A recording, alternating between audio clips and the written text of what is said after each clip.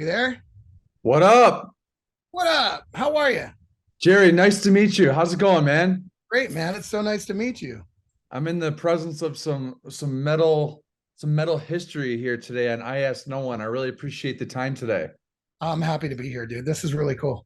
Because Yeah. it's funny is that I was just how I even found you was I was just at home skimming through YouTube and I saw your show and I'm like, I've seen him before, and I looked up your Instagram, and then boom, I was like, fucking that's cool. Because I was watching what interview was it? Fuck, I forget who it was. It was somebody that you had, and I was digging it. You were in front of your drum set in a room or something, but I don't know. So I ended up like watching a few, and I had a good time. So I was like, Thank shit. you so much, man. Yeah, I remember that. You shot me a follow and some likes, and I looked you up. I'm of course familiar with the bands that you've been in. You're a journeyman. You kind of remind me of we're Buffalo Bills fans here in Buffalo. So Ryan Fitzpatrick, you provide some really fun, awesome, badass fucking services to the heavy metal world. And man, thanks again. Today is April 24th, 2023. My name is Kevin. This is the I Ask No One podcast. And I like to start off with a musical fact of the day, Jerry. We got Jerry Montano here. There's a few birthdays today. So Shannon Larkin of Godsmack turns 56 today. Have you ever met Shannon Larkin? I know you played with Oh yeah, Godsmack at the Ozfest. yeah. I knew Shannon way back in the day. He's always such a super down to earth, cool, killer dude. Really real guy, super down, like slamming drummer. He's the one who really was like brought that whole slamming style that you see from like Morgan from Seven Dust and Jamie back in the day from Snot. All of them were just in love with Larkin's playing, and he's the guy. You know what I mean? When it came to that flashy, super slamming drum style, he's like the dude. You know, Yeah, the ultimate showman on the drum kit, that's for sure. slamming such a hard drummer. Yeah. Oh man. Well, they're going on tour this summer with Stained. I'll be right up there with my newlywed bride, Ashlyn, and Right my on. sister Hannah, my brother Leonard. But yeah, I got a crash like right back here. That's like my Shannon crash, because Oh, if I'm gonna hit it, I'm starting right here, just fucking back, that's the kind of like, dude, his drumming is so intense. He's when you talk to him, you have to talk really loud because he's like fucking deaf. No, I'm not joking, for real. From playing drums like his whole life and as hard as he has.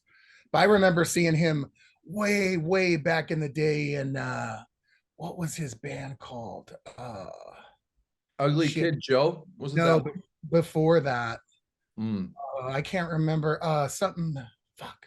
It's on the tip of my tongue. Later on, I'll be like, oh yeah, that's it. But his first band, I can't think of it right now. But Happy it birthday. was like way back. Larkin. Yeah. Yeah, 56. All right. Yeah, and I'll check the notes below in the description. I'll find out what that band name is. It'll come to me in a minute. It's I can't remember. Souls at Zero. What was that? Souls at Zero. Souls at Zero. Yeah, that's what it was. Way Okay. back in the day. I Yeah. think I played with him or something like in the early 90s, I want to say. But yeah, that was his like one of his first bands, I believe. Skinny Showman Shannon. You're also deaf as fuck. Happy birthday. Uh Billy Gold of Faith No More. He Ah, is 60 today. That Angel very good Dust. friend. Yeah, you know him? Very good friend of mine. Love Billy forever. He's been nothing but a good friend of mine since the early 90s.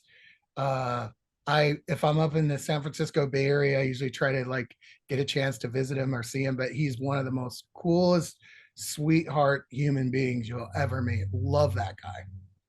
Yeah. Billy Gold 60. And then just as far as drummers go, shout out to Doug Clifford, founding drummer of Creedence Clearwater Revival. He is 78. And on all those records, love it. I love all of it. And I got a quote today for you. And that's from Dustin Poirier.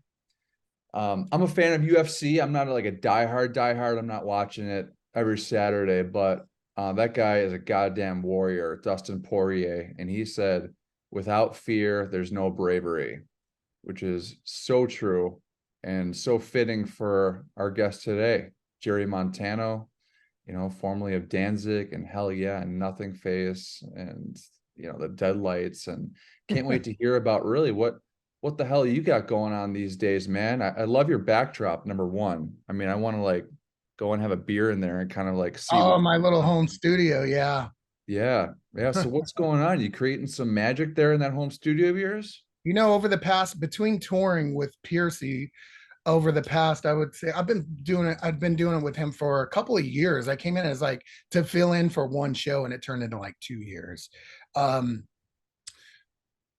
I started getting into Logic and recording my own stuff at home between like touring and then coming home, and I'll fly to the East Coast and work with Tom Maxwell, record there, fly back home, do my stuff at home, get back on a plane, fly out, do more shows. I started kind of recording and writing my own stuff. And so I ended up like writing one song, and then it turned into two. And then it was like, well, let's see if we can do another one. And it turned into a whole fucking record of like just me playing guitar, bass, doing the drums, singing, doing everything. And so, it's kind of funny with music, particularly just for what I could say with my life. Whenever I won't feel like if I have an idea or a vision or a thought, it I can usually it'll come together. You know what I mean? So, I wrote all these songs, was having fun doing it, and then ran into an old producer friend of mine, my friend Sean Dever, who I used to live with way back in the day, like when I first signed with we were talking before with Fred Durst many years back. We were all living in this little house with like us and Yellow Card. They moved us into this little house before Yellow Card was signed and all this shit. Um, and we would all record there. Anyway, I ran into him, so we just started doing the record. So for this past, I would say almost 4 weeks, I've been tracking guitars, tracking bass, and now I'm doing vocals. So now I'm in the vocal stage. I'm kind of there every other day. I'll go in, work on everything, take a day off, go back type of a situation. So I'm in the middle of doing this solo record, DESTROYRX, which I'm excited about doing. It's just another thing that I've always wanted to. I did a solo record in 2010, like 14, 15 songs, and I never released it. It was kind of like a southern rock and roll, almost country vibe. And I just sat on it. In the middle of doing it, my best friend ended up being killed, the producer, James. He did like the Papa Roach records and the Drowning Pool records and Alien Ant Farm, all that shit. But we were good friends. We recorded this whole record, and then right towards the end of it, he passed away, and I just kind of put it away, and then continued moving on. Just doing whatever it is that I've done in between then. And then I started writing these songs, so that's what I'm doing. I'm doing this solo thing on top of a few other little things I got irons in the fire with, and that's kind of where I am right now. And working on I'm actually working on start shooting this documentary thing here in 4 weeks. So it's kind of a long-term project, but we'll see. It should be cool. Wow. And what's this documentary It's about? about my crazy ass life, from coming up as, like fan of music. It's kind of like the guy you don't know that did a lot of cool things and got to, realize some pretty crazy dreams coming from Sacramento and living on the streets of Hollywood and playing with, the people that I had on, cut out of magazines on my walls, you know what I mean? And through sobriety and, all the different, things that happen through life, deaths, tragedies, fucking cool things that have happened, bad things that have happened, and kind of where I'm at now, as a grown up, I guess. Yeah, yeah. And I was listening, I was watching a bunch of your different podcasts and interviews, and your very extensive resume you have there. And Donko Jones, your buddy, your pal, Love uh, them. your amigo, he honestly, I don't know too much about what he does, the music wise, but I learned a little bit about him just hearing the enthusiasm and you talking about him on his podcast. And even he didn't know where to start with you, Jerry, because of just the collaborations and your creative life and coming down from Sacramento. That's the one question I look forward to asking you. But you mentioned Pearcy, Stephen Pearcy. And was that you at the Showplace Theater last year and here in Yeah. Buffalo, New York? Was that you? Yeah. You know what's a funny thing is when you had sent me some questions and said a memorable experience of Buffalo. A crazy thing that happened was we did one of those shows up there, and the next day they paid him with a check or something, and he needed to get it cashed. He was looking for the bank, and we ended up at the grocery store the day before that shooting. Oh shit, We really? were in that store. Get out of I here. Yeah, it was like a day before or 2 days before or that Yeah, day. It you're was like right. right then.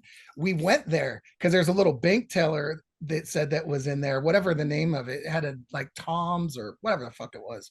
But we were in that grocery store. And I was like, whoa, because I had a video of it and we were all just fucking around waiting. And I'm like, holy shit, that's the grocery store that we were in that shooting happened at. Yeah, that's tense, man. That's Tops Friendly Markets there on the east side Tops. real That's estate. what it was called. Tops. Yep, yep. And geez, it'll be 1 year next month, and I'm gonna make a trip out there to pay my respects. I mean, That was we insane. were there. I think the day I want to say it was the day before or the day after.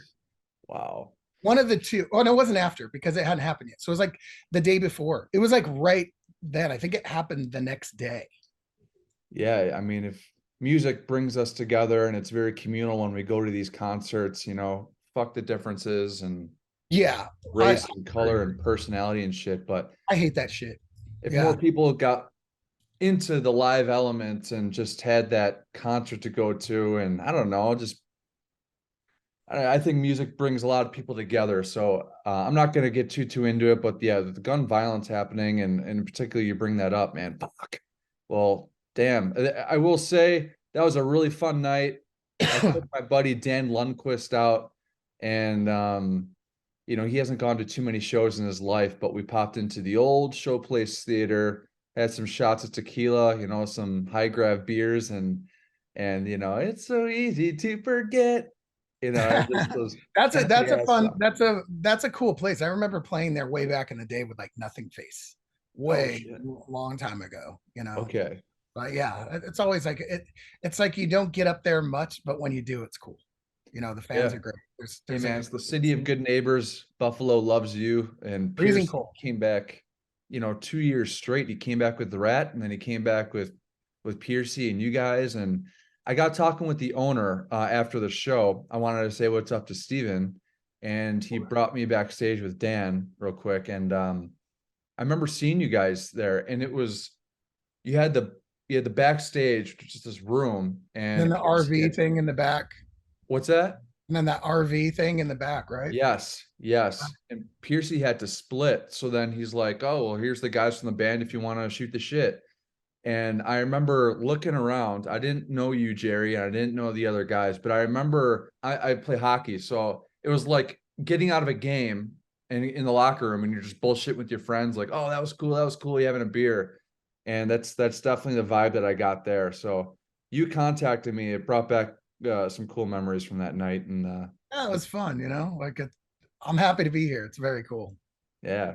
Well, we have Jerry Montano here, and we were talking about the questions, topics I wanted to ask you about. And at the very top of the list was what you brought up about you just kind of going for it when you moved down to Los Angeles to become a rock star. And it reminded me of what I did 10 years ago. This summer is I left Buffalo, New York, and my twin brother and my family, my friend, didn't know anyone. And Geico had transferred me down to San Diego and Southern California. And, you know, I went out there and didn't know anyone and just went for it and found a little success in the film and TV world, and ended up working at Chef Wolfgang Puck's restaurant, Hotel Bel Air, and yada yada, Whiskey A Go Go concerts and shit like that. But it took a lot to make that move. And for you, what was some of your guiding deadlight? What was your guiding light kind of quotes and things that you stuck to your It's hard to guns? say. I mean, like for me personally, it was like part stupidity. You know what I mean? It's like it's like one part stupidity, one part fate, one part your dream, and just kind of like this, just going for it thing of not really knowing. But I grew up in Sacramento. I was born there. My parents are from there, type of a thing. um I was always like in the little downtown Sacramento scene with the punk bands and the metal bands, and I was playing bass. I don't know, I got my first band when I was like 13, singing. And then everybody kind of quit, and I just was like, I'm going to be a bass player and sing and start my own fucking band. Fuck everybody. Because everybody would, people were growing up. I was a little teenager and they were getting out of high school. And then they'd be like, I'm going to go do this. I'm going to go do that. And I was just like, I'm playing music. So if nobody will, you know, keep the band together, then I'll just write all my own and figure it out and do it myself. So that was kind of it. And I just blindly went after it. And then, it didn't take long before I knew it. I was, playing clubs, and then, opening up for COC, opening up for Forbidden, opening up for, Deftones, opening up, all these different bands, and I was probably like 15. I couldn't even get into the bar legally, but they knew me, and I would go in, I would do shows opening. I remember opening up for COC on Blind, which was pretty cool, and I don't know, maybe I was like 15 or something, or Forbidden on Twisted Into Form, which was one of my favorite Forbidden records. But, I was like really into the whole Bay Area thrash scene. We go up to the Omni and the Stone and One Step Beyond and all that kind of shit, and see bands, see Death Angel. I was friends with like Dennis and Gus Peppa in the early days, and, all that stuff, you know what I mean? And so then I kind of got to a point to where I was turning 18, and one of my buddies had moved to Los Angeles, and I was like, I'm moving to LA. And everybody's like, you're never moving to LA. And I just kind of had this thing like, if I stay here, I'll stay here, but I'm not staying here. Like I'm gonna get the fuck out of here. I don't care. I barely know anybody there, but I'm going. And I just went with a bag and a base and nowhere to live, nowhere to stay, maybe 2 or 3 friends. I had been there once or twice with my buddy Mark Curry, who was a singer songwriter and hung out with like the punk rockers, No Effects, and all those guys. And I just fucking did it. And it was a rough little road, but along the way, you make friendships, you run across people. There were people who guided me, or people that were friends in the early days that, let me crash on their couch. You know what I mean? I'd be sleeping on the floor at my buddy Marco's house, like you probably heard, with like HR from Bad Brain sleeping next to me on the floor, and wake up and wander Hollywood Boulevard all day long, and try to find a job, and ended up living on the roof of a building, literally, and going to hang out at the punk rock and bars at nighttime, and then climbing up a fire escape at night and sleeping on top of the roof of this building off of Hollywood Boulevard every night. And then I would crawl down the fire escape. They would let me keep my clothes in this place called the Rock Shop where I worked, and then I would get my clothes, kind of fucking, sink, bathe in the thing, and then hang out there all day, sweep floors, get enough money to have like $1 Chinese food for the day, and hang out with El Duce from the Mentors and Roz Williams and Christian Death and all the punk rockers and the people that would come in through the record store all day, type of a situation. And then from there I'd meet like Dino, and then like Dez and Cold Chamber, and invited to a party and ended up hanging out with Dez. He wasn't in a band at the time, but that was how we became friends. And then they were just kind of like, live on our floor, we don't give a fuck. So I ended up living on the floor at the Cold Chamber house, and Dez wasn't even in the band at that point, but they were still kind of a band. And at that point in time, we were all kind of like 18, 19 years old, maybe 20, probably 20, probably like 95. And keg parties in front yards with all of us. I started coming up in the scene and got in my first band in LA with Blasko from Ozzy, and called Suffer. And then I was like, I had went from living on the street to living on the roof of a building to having a floor to sleep on to having friends in other bands in a scene that I wanted to infiltrate so badly.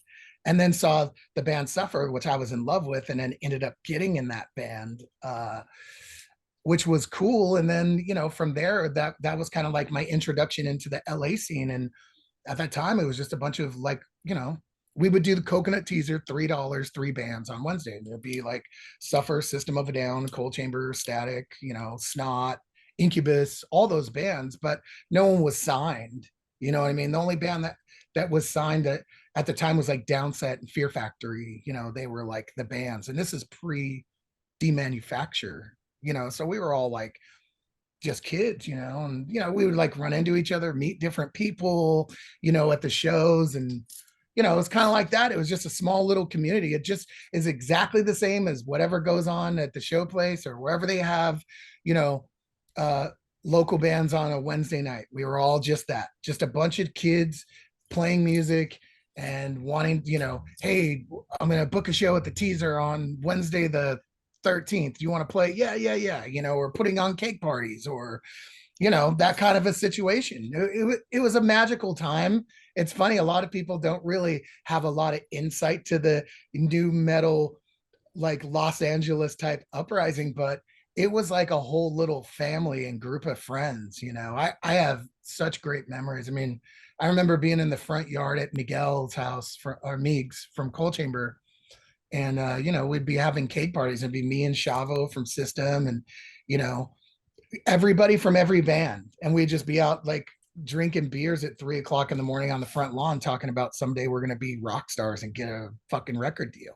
And all of us did. Almost every single one of us went on to do something. You know, that's kind of, it's cool. You know, I mean, a lot of tragedy and a lot of crazy things along the way, but a lot of really like just magic. It was like a magical different time, and it was just kind of like the dominoes started falling, and we all kind of like imagined our dreams. It was pretty trippy. You know, Shavo and I say this a lot, but Shavo and I talk about it all the time. He lives close to me. We're still, after all these years, 30 years, we're like this. You know what I mean? Like, we have kids, we have normal lives. He lives like maybe 3 miles from me.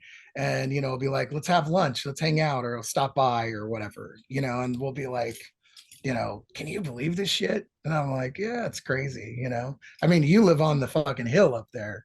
I live down here below it, but yeah, but we did it, you know, and you know, I mean, there were times when we were 18 years old and he would come from Glendale and crash on the floor of my little apartment. You know, I had like a little single apartment, and we would go out and party all night. Or Darren would come and, you know, hey, I want to come to Hollywood tonight. Okay. And then he'd crash on my floor. It'd be like me and Darren or whatever. You know, it's funny, crazy, interesting things. I mean, I could go on and on and on, but I just left Sacramento kind of with this dream. And for whatever reason, you know, like life guided me on my path the way that I was meant to do it, you know. But I always knew, man. I knew. I knew since I was a kid. I knew since I was, as long as I can remember, you know, that my first memories as a child are Kiss, Gene Simmons, Blood, Fire, Demon, music, records. I was always just fascinated by it, in love with it, uh, engulfed in it at all times. You know what I mean? Friends, I was, you know, I had a couple of friends. I wasn't into Friends. I wasn't into fucking sports or anything. It was just like, you know, Wasp, Slayer, you know, Slayer, all that stuff later. But it was just music. I just love music, you know, and I knew that that's what I was going to do. And once the fuse was lit, then that was it, you know. And I still have that same thing in me. If I write, like with doing this solo record, I'll write one song and I'll write two, and or any record that I do for that matter. I like, when I leave the studio, it doesn't end. I listen to the music all night till 5 o'clock in the morning, make myself go to sleep because I'm listening to it over and over and over and over. I'm obsessed by whatever I'm doing. And it was always that way musically. And even in the day when I was wandering the streets of Hollywood, you know, it was like, I knew that I was there for a reason, and I knew that I was never going to surrender at any fucking cost. I was going to do what I came here to do, you know, and for whatever reason, it just happened. I mean, it doesn't happen for everybody. It won't happen for everybody, but you know, for the few that it does, you know, there's a thing in there, You know, like it's hard to explain. Can't really put words to it. If you're one of the lucky few, then you know. But it's kind of like, you know, uh, it's almost like I'm like a creator in a way. I've been able to create my path, whether it was predetermined or not.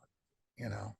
Yes. Yeah. Bon Scott once said, it's a long way to the top if you want to rock and roll, right? Yeah, and then if you get to the top, then there's only one place to go. Yeah, exactly. It is funny how what you could create with just imagining something and just to I keep love that part. go forward.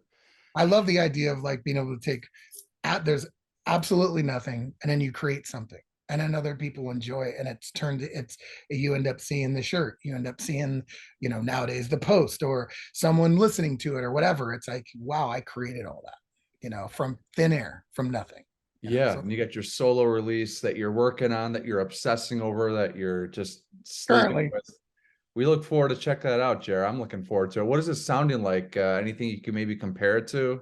DestroyrX. well, it really comes from like my roots of like being a, you know, when my first favorite band was always Kiss, but throughout my life, I was always really, everything was about fucking attitude since I was a kid. You know, I mean, I've never been one to be like safe ever. I've never been one to watch my mouth, watch what I do.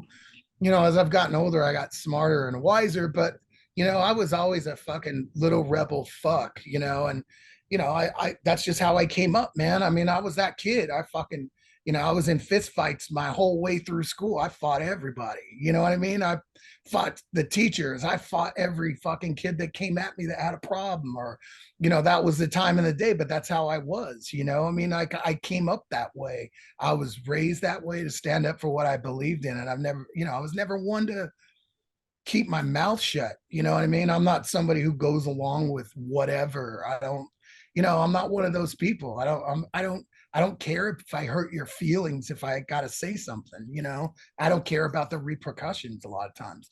If I feel in my heart it's right. But from that attitude, I was always very attracted to like the punk movement, Fear, Christ on Parade. I loved Rancid. I love Bad Religion. I love Fang. I love Circle Jerks. I love the Misfits. I love Social Distortion's one of my favorite bands. You know what I mean? It's like Social Distortion is my modern day Johnny Cash. You know what I mean? Like Oh, it's, damn. you know, I love that. Mike Ness is like a hero of mine. That guy is just, he exudes like fucking cool to me, you know? Yeah. Um, so for my love of that, I think that naturally when I was writing songs, it didn't lean towards a metal element. It leans towards a rock and roll, punk rock attitude. So it would be more in the lines of, you know, Turbo Negro meets Social Distortion meets Bad Religion, you know, in that realm. It's very attitude, it's very rock and roll, it's very Energetic, I'm sure. Yeah. energetic, it's cool, it's like, you know, like Mike Ness said, the story of my life, it's all real. But when I started writing the songs, I didn't write it for anybody. I wasn't like, yeah, I'm gonna write this song and this is gonna be on a radio or someone's gonna like this. I didn't give a fuck because I was writing it like I was writing in a diary. You know, like I don't care. No one's ever gonna hear this shit. I'm not gonna worry about saying fuck or I fucking hate you or fuck this or whatever it is. It wasn't, I didn't have that mindset. It was just like, this is what it is. I just let it take me wherever it is. And the songs came together very cool. And I love them. You know, it has like a lot of those different elements. I kind of surprise myself in just the overall feeling, even working with the producers, like these are cool parts. It has a lot of that harmonizing guitar element of, you know, some of that kind of reminiscent of Metallica or Rise Against or a certain type vibe. You know what I mean? Like pulled from those little things subconsciously. It isn't like, oh, I'm going to write this. I just wrote it. You know, it's not overcomplicated. It's fun, it's attitude, and it's just unapologetic. Like me. I was talking about you with my parents yesterday. You know, every Sunday we go over there, my fiance and I, and we hang out, and you know, I got my family over there, brothers and sisters. I'm talking about Jerry Montano, and I'm what you've done, and in between whistles, I see Gary V. If you ever heard of Gary V before, Gary Vaynerchuk, he's a marketing mogul. He's a personality, and he really the kind of mentality that you're describing is really just not thinking about it, but living life through here and the decisions that this can make and the possibilities of being your authentic self and doing what it is that you want to do. Being insecure is the killer of anything that you want to do. And me doing this podcast, I was insecure about, oh my God, I'm gonna connect with musicians I admire, and I can't do it. Maybe someday when I'm a little more secure with myself, or confident. But this is just awesome. And my dad had a question for you, because with Deadlights, your band that signed with Elektra, which was, you got a Metallica shirt on there, right? Is that Metallica shirt? Yeah, fuck yeah. I went Emperor, and Oh yeah, we'll talk a little Mortis here soon. Howard. What did you do with your first big check from Elektra after your band signed, huh? We didn't really, it wasn't really a big check, I mean, it was a lot of money, I believe at the time. I think, we had gotten close to like $1 million deal at the time. But, in those days, it was like, it was strange. We got the phone call. Uh, it kind of goes back to like what happened was, is this a friend of mine I played in a band with these guys, Pygmy Love Circus, 57 Crown. It was like Danny Carey's old band. And Jeff and our band broke up. Shavo talked me into joining the Deadlights. He called me. He's like, "Yo, Duke has this band. Duke's in Orange County. They need a bass player." They were called Suction. And I was like, "I don't want to be in a band from fucking Orange County ever. I'm from Hollywood. I'm not going to OC bands or whatever." And he was like, "No, he really should." So Shavo is the one who talked me into going. And I went down, and I would only go if the guitar player went with me. Well, as luck would have it, we jammed with Suction. We both decided to join, and the next day he got the call to join Danzig, so he couldn't do it. And so we got a different guitar player. And through that guitar player, he had a friend of his who I knew, who was an entertainment lawyer. This guy, John Levin. Now he's the guitar player for Dokken. But at the time, he didn't play for anybody. He was an entertainment lawyer. And he was like, "This music's good." Right before that, we were demoing, and we had written the song Sweet Oblivion, and we recorded it. And I remember that night I said, "Duke, man, that's it. That's the one. Like, that's it. That's the song. That's it. We did it. Like, that's the one that's gonna do it." And we sent it to him, and he was like, "Yeah, sign this production deal. Anything over this amount, you'll get half, blah, blah, blah. I promise I'll get you a deal on a major label, Warner, Elektra, or Atlantic, within 6 months, and at least $250,000. And if not, you just walk away." So we said, "Fuck, that's great. Okay, cool." And we didn't know that he had probably already had sent it to Elektra and Warner and all of them, and kind of already had something in motion. But right before that, Lars had a label called the Record Company. And his buddy, Tim Duffy, was his main guy at the time with Metallica, was helping him. And Lars got his imprint label at Elektra.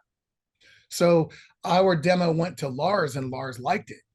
And Lars wanted to sign us. So, I hung out with Lars a few times, actually I want to say me, Tommy Victor, and Lars one night too. But anyway, and it was cool. He wanted to sign us to his label. He signed like 3 bands, at the time. And Elektra came, saw us play. Sylvia Rohn, the president, she was like, "This is my band. I'm signing him." And we are kind of like, "Well, we're talking to Lars." And she was like, "Well, I'll talk to him. It's done. You're going to Elektra proper." So she signed us, and it was one of those things. We went, played like 30 seconds of a song. We were in this empty room, fucking, "Next Tuesday, you're going to play for you have a showcase." They didn't even tell us who. Next, and then they told us before, and all these fucking limos show up, and all these probably like 15 suit tie people, business people, come in, sit down in front of us on chairs, and they're like, "Okay, play." And we're like, "This is fucking weird." So we play, she raises her hand, stop. And then I'm like, "Fuck." you know, like we fucked up. It's done. And I'm looking, I remember I looked at Duke, I'm like, you motherfucker. Like, what did you like? We fucked this up, you know? And they talk, whatever. And then Sylvia Rohn, the president of Elektra, is like, you know, who do you want to do your record? And we're like, huh? And I remember I was like, you know, I have a buddy at NRG, Jay Baumgartner. She's like, says to somebody else, who did Tool's record? They're like, Ron St. Germain. Like, get him on the phone. They're like, he's doing what's his band? 311. Which is, there's a funny story about 311 later on. So I became friends with them. And Tim Mahoney from 311, I asked to originally be in HELLYEAH. He was going to be the original guitar player. But anyway, yeah, he agreed. He was the guy at first. Anyway, and they're like, he's busy doing a record. They're like, who else? Sylvia Massey, get her on the phone. And we're like, what? And then she's like, all right, nice to see you guys. Nice to meet you. See you in New York in two weeks. And we're like, what happened? They're like, congratulations, you just got signed to Elektra Records. And we're like, what? And that was it. There was no like, and then we just packed up our shit and went home and just What waited. year was that? What year was that? 1998, 1999. Okay. I remember as we went to Elektra at Rockefeller Plaza the very first time to go to the label and meet everybody. And it was the day that Old Dirty Bastard went up there and like destroyed the fucking office. Like went into the label and went crazy and shit. I think he got arrested or something. But yeah, and then that's just kind of where it all started, you know. And then it was like a fucking, you know, it was just the craziest roller coaster ride for a couple of years. And so we didn't get a lot of money right away. I was still in my crappy car, my little apartment in Hollywood, but I had the deal and I was excited, and we had a little bit of money to pay our bills and go and buy all new gear and, you know, go spend fucking $500,000 on a record getting drunk with our friends, which is retarded. You know what I mean? But in those days, we were like, all right, we're going to Sound City, we're going to NRG, you know, like $4,000 or $5,000 a day recording studios, and we'll try 1,000 different. We were making records like we were Metallica back then, but all the bands were, you know what I mean? Like, you know, order a keg, we're having people over, you know. Yeah, 98. When I think of 98 and recording studios, and I previously had Jay Gordon from Odadjian with Carlton Bost. Jay's one of my very, very good friends. Known him since way back. That's how I knew him. I knew him from when he did Cold Chamber and the really or Orgy. Yep. Bro, I'm gonna be there in August for Metallica in the Snake Pit for 2 nights when they're doing the SoFi Stadium. And before I forget, I would love to meet you in person and yeah, you know, check out your I'll studio. probably be there because Pantera is playing. So okay, yeah, pretty cool what they're doing there, right? The Pantera reunion. So, yeah. But Deadlight signing to Elektra, man, you made it, amazing. And Lars, did you guys have a song with the word drop in it by chance? Drop? No, we had a song called Junk. There were so many songs. I don't know which one. There's a lot of songs. Sato, I don't know. There was a shit ton of them. Yeah. Deadlights was fun. It was cool. It was a special. It was very special. I mean, the band was already together and opening up for my old bands in Hollywood, so I already knew them. But I didn't know Duke that well, but we knew each other in passing, you know. And he always had like this aura and presence about him. So I remember the first time I ever saw him, I was like, whoa, that dude looks cool. That guy seems cool. You know, he always had a vibe. He was a really good looking dude. He was, you know, very confident on the outside, and he just seemed like, you know, he was just that guy. He had a thing about him, kind of the same way that Lynn did. You know, Lynn Straight had like a thing about him even before we were signed. Lynn was always kind of had this magic around him, you know. But Duke always had that vibe, you know. I loved those days. They were a lot of fun. For someone who's unfamiliar with Deadlights, what songs would you recommend someone YouTube, or maybe I'll include a link below to what we got? I mean, if you're into the heavy stuff, Bitter, the first song is killer, but you know, there were a lot of like great songs. Falling Down was an acoustic song on the record that we did in Sound City. It's probably one of my favorite songs on the record, and we did it all acoustic. The Room is Haunted. You know what I mean? It's where they did all the Fleetwood Mac records. It's all the shit you see in the documentary on that fucking Neve board. And so we were like, and the room is like supposedly really haunted and weird shit happens there all the time. Who knows, whatever. But so we decided that we were going to do it at midnight under only candlelight and do the whole thing like that. And I remember we had all these candelabras and all the candles lit, and we recorded the song at like started at midnight through the morning and did it. But the song has still to this day holds strong to me and has such a cool vibe, you know. So the Pretty appropriate. Very Deadlights is cool, man. It was a lot of fun. Making that record was a lot of fun. There was at one point we were doing the record and Guns N' Roses was next door doing Chinese Democracy over that 100 years. That's how long they were doing that record. They were doing Chinese Democracy in the room next to us in 1999. You know what I Damn. mean? Did you guys have any interactions then when I would see him, but I never really knew him. You know, yeah. I mean, I was friends with West Arkeen. He used to like sleep on my floor in Hollywood in the old days. West wrote like "I Used to Love Her," and he was like considered the fifth or sixth member of GNR. He was like one of their best friends. He wrote out songs on the first three albums. Um, but and I've got to know Duff, you know, over the years, and just like super cool guy. You know, I mean, and I had run-ins where I've met, you know, Slash here and there, but I don't know them, you know. Yeah. Yeah. Previous guests on I Asked No One, we had Richard Fortis most recently, and then Hmm. Bumblefoot. So the tales that they shared were pretty awesome. Just like yours, man. We got Jerry Montano here, I Asked No One. And yeah, shortly after Deadlights disbanded, right? You know, it was just a time and place. It was time to go try some new things. Was that around the time that you were invited to come aboard the Danzig train? No, so the Deadlights happened. We fucking all of a sudden we had a deal. We had the record, and we went on tour. Became friends with Disturbed. Tour with Disturbed. They were like brand new, and you know, went out with Slipknot because I became friends with them during the recording of our record. I met those dudes before their record was recorded as well. They came to LA and with Ross, and Ross came to our to look at our studio. They were like, "Hey, we want to bring a band in today with Ross Robinson to look at the room because they're gonna use it after you guys." And so they came in with like Paul Gray, and that's where him and I kind of became friends. And that relationship grew all the way till the end of his life. We stayed very close. But you know, so we ended up touring with Slipknot on their first headlining tour with Biohazard, and you know, we went out a lot with Typo Negative, became close with them, blah blah blah, and then all of a sudden, boom, it was over. We just got a phone call.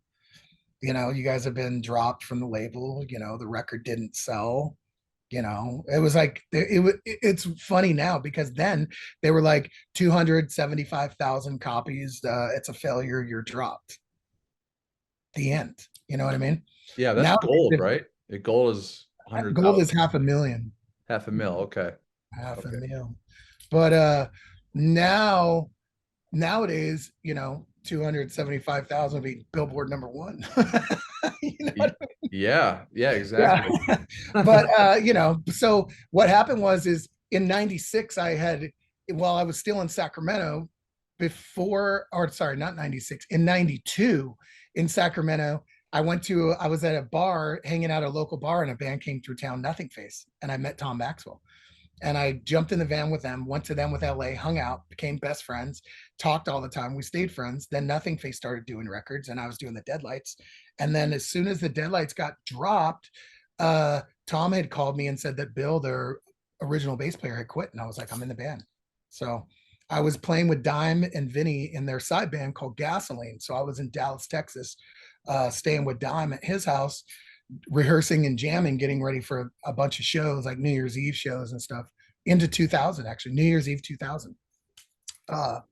And I joined Nothingface. And so I came home, came back from like a couple of weeks with Dime in Texas, party my ass off, playing shows, came home to LA, learned a few songs, jumped on a plane, went to DC, learned like 10 songs over like 3 days. And the next day I was playing Irving Plaza, and boom, I was back out on the road with Nothingface, just like that. Wow. It was Wow. like before I blinked my eyes, you know, maybe I had a few months off, and then I was in Nothingface and we're out touring. And that's kind of like what's planted the seeds for Hell Yeah years later. And then I left Nothingface in 2001, 2002. I want to say Bill was coming back. I came back to LA and I was like, ah, fuck this, I'm done, And then I ran and across this band from Louisiana that moved from Hollywood and started jamming with them for fun. And then boom, next thing you know, we got signed to Flawless, to Fred Durst's label. At the time, they had just signed Puddle of Mud and they were huge. And Fred was massive, We next thing you know, it was the same thing. We were at the Viper Room. He tells us he wants to do he wants us to do like a showcase. We had this manager and we lived in this house again, and it was us living in the house. And then they're like, hey, we found these young kids from Florida. They're traveling across the country. All they do is play high school gymnasiums because they're underage. They're going to be living in the house with you guys. So be nice to them, blah, blah, blah. We're going to be working with them too. And it was Yellow Card. So it was like us and Yellow Card at the time. They ended up getting signed, and everybody knows that band now. And we were about to fire that manager and leave. And he was like, okay, well, if I could pull something off right now, I'm still your manager and blah, blah, blah. And I'm like, okay, fine, whatever. And he dials the phone in his car up in Laurel Canyon. He's like, hey, it's me. I'm with the guys. And they're like, okay, hold on a second. We're like sitting in the car. We don't even know anything about this. And next thing you know, this guy gets on the phone. He's like, hey guys, it's Fred. And we're like, we don't know the fuck Fred. Okay. And we knew he was calling Interscope, because on the phone they're like, Interscope Records, blah, blah, blah. And it was Fred Durst. He's like, I fucking love your music. This shit is fucking bad as fuck. Can you guys play next Thursday at the Viper Room at 12 o'clock in the afternoon? We're like, sure, yeah. We went down, fucking played like 2 songs. He stopped us. And then he was like, you guys got a lawyer? I'm like, no, not right now. He's like, get a lawyer. Nice to meet you. Call your families. Tell them you just got signed to Flawless Records. So we just got signed to Interscope.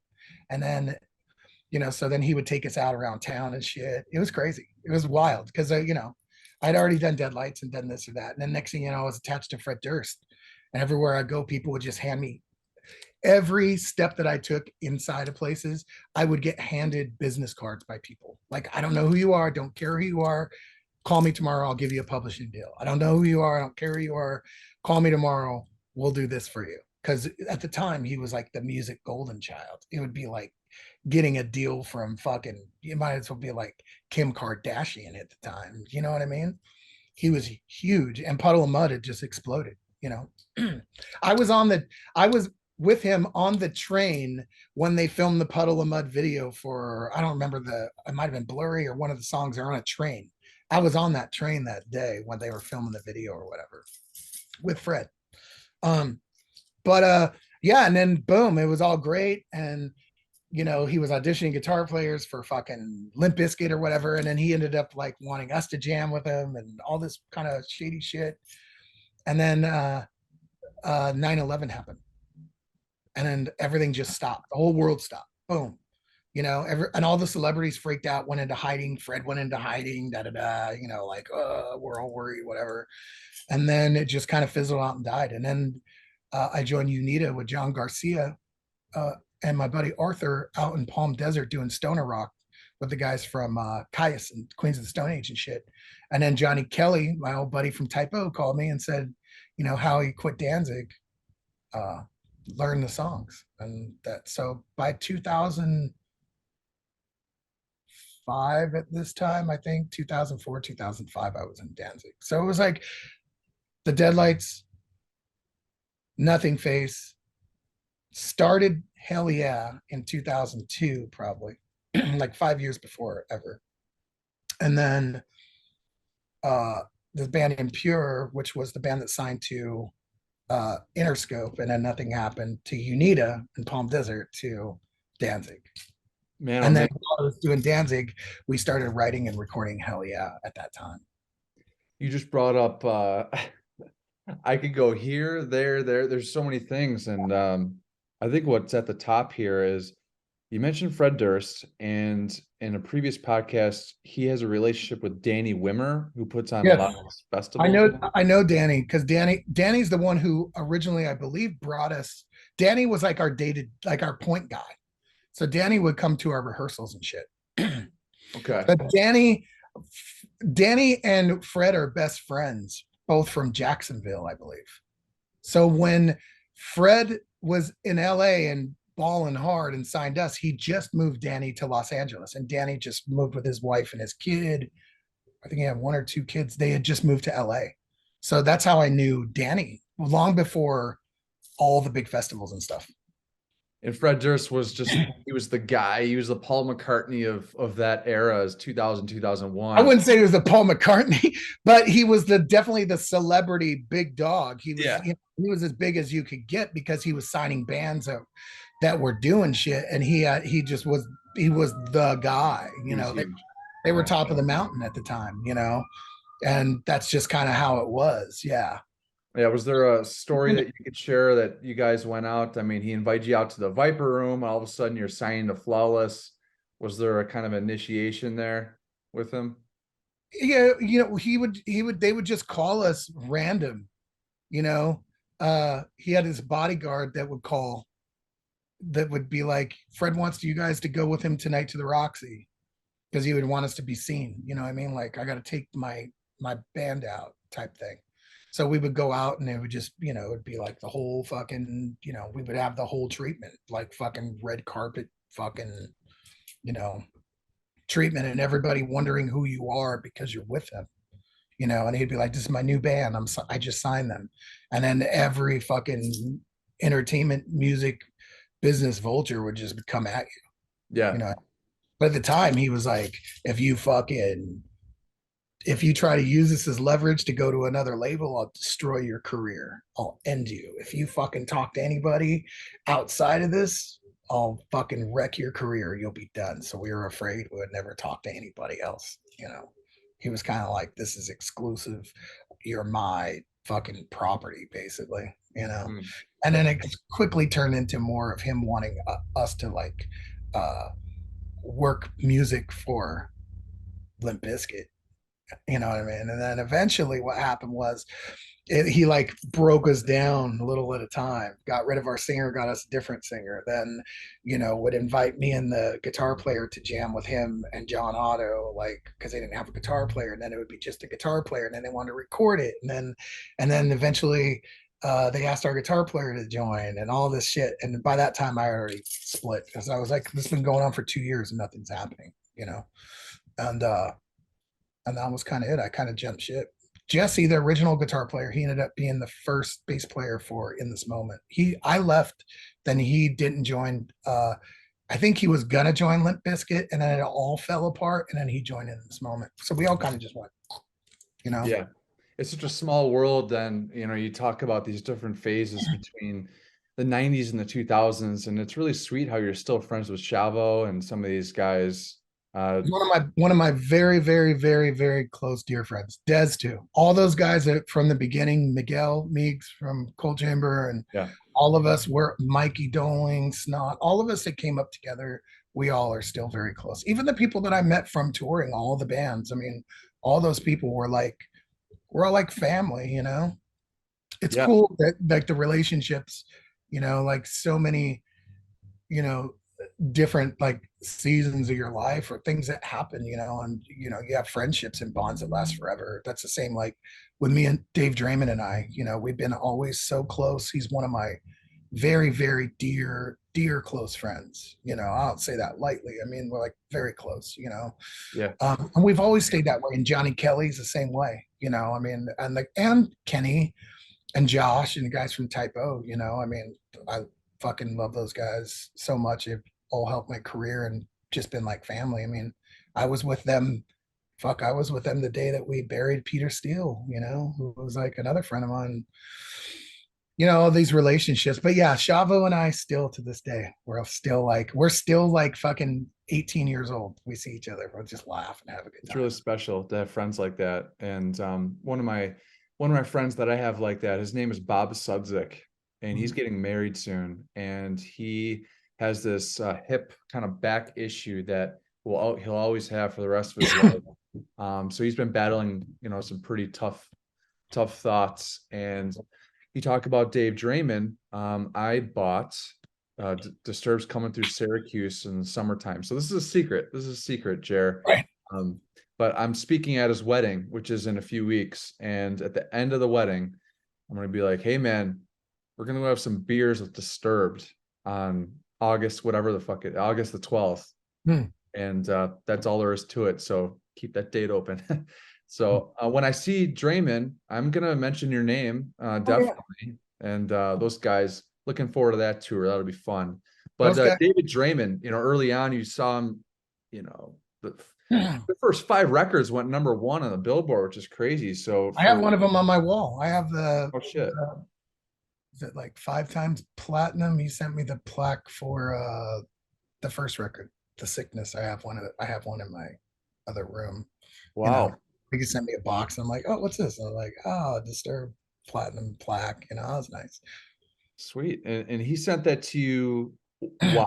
Why? Because We all that time. I mean, so our friendship goes way back. I mean, when I first met him, we were on tour with Type O Negative, and they were just a local band in Chicago. They had gotten signed, they were making their record, but the record had not released. Nobody knew who they were yet. And we had a mutual friend in Chicago. She passed away, but she was like, "Hey, my buddy wants to meet you guys. He likes your band, da da da." And I'm like, I'm like, the rule. There's no guys allowed on the bus, only chicks, you know. And she's like, "Oh, he's outside." It was like a blizzard, like just fucking snow coming down in Chicago. And I open the bus door and I look out. There's this guy out there freezing in the cold. And I'm like, "Are you David?" He's like, "Yeah." And I'm like, "Come in." So he comes in, and that's the first time we met. I was like, "Nice to meet you." He's like, "Dude, thank you. Nice to meet you." And he played me Shout. He was like, "I have a rough mix of a couple of our record. You want to listen to it?" I'm like, "Yeah, put it on." And I was like, "This is really fucking good. This is cool." And so we exchanged phone numbers, and we would stay in touch. And I would call him, "Hey man, what's going on? How's things going?" We just became friends that early on. So the funny thing was is that Disturbed's first tour was Danzig, and they didn't like it. They weren't having a good time, and he was like, "We're gonna leave this fucking tour. We're gonna walk off this one." And I was like, "Well," I go, "We just found out today we're on Ozfest," and I'm like, "Fuck, we're on Ozfest." He goes, "Dude, we just found out today as well. We're on it." And I was like, "Fuck, that's so fucking cool." So we get to hang out. I'm like, what we should do is, as soon as we come off this tour, we should just do our own tour and then go to the Ozfest shows, like do like a month. And he was like, "All right." So we went on tour with Disturbed opening up for the Deadlights, as funny as it is. And their record came out like a week before we hit Ozfest, you know. And we just had the best time. It was just us, us in Apartment 26, Biff Geezer Butler's son's band. And we just we became friends. We were always friends before that. But we did the whole thing, and their record just kept blowing up. Boom, boom, boom, boom, boom, and they never changed, man. Like Dave's still my same friend as he was the day that I met him. Uh, he's one of the fucking coolest, sweetest guys, and everybody in that fucking band, Mikey, Danny, at the time it was Fuzz. Fuzz is gone, but and John, but Mikey and Dan, they're the same two guys that they were the day I met them. They never changed. That's what I admire about a lot of some of these guys. You know what I mean? Like Shavo's the same dude. Mikey and Danny, and then they're the same fucking dudes. They were like working class fucking dudes from Chicago. They're still exactly the same. There's no attitude with those guys. You got to admire that. You know what I yeah, mean? Like real. We're all fucking people. We might seem like we have cooler jobs or whatever, but we're all people. And I admire that about them. But anyway, yeah. So that's kind of like the whole situation, or how our friendship began, and all the years of the crazy, stories I can't tell, stories I can't tell, what I mean? yeah. of Yeah, and you were in was it Draiman's house, or you were with Pepper Keenan, and James Hetfield popped in at one point to come say what's up to Pepper. came to Uh my house. he came to your house. Yeah. So Hetfield, what year is this? Was this late 90s, This early was 2000s? so when Hurricane Katrina happened. Okay, oh five. So yeah, I think I was just in Danzig. Oh no, was I can't remember. '05, maybe I was about to join Danzig, or I don't remember. But my roommate was from Louisiana, and I lived in this punk rock house called the Open Bar Ranch. It's like an old school punk house, man. Maximum rock and roll house. You know, they filmed a bunch of videos in my living room when I lived there. Rancid, Fall Back Down was filmed in my living room. You know, I mean, like Everclear videos and shit, just old punk house. But anyway, when Katrina happened, a lot of the people from New Orleans all came to LA, people that I knew.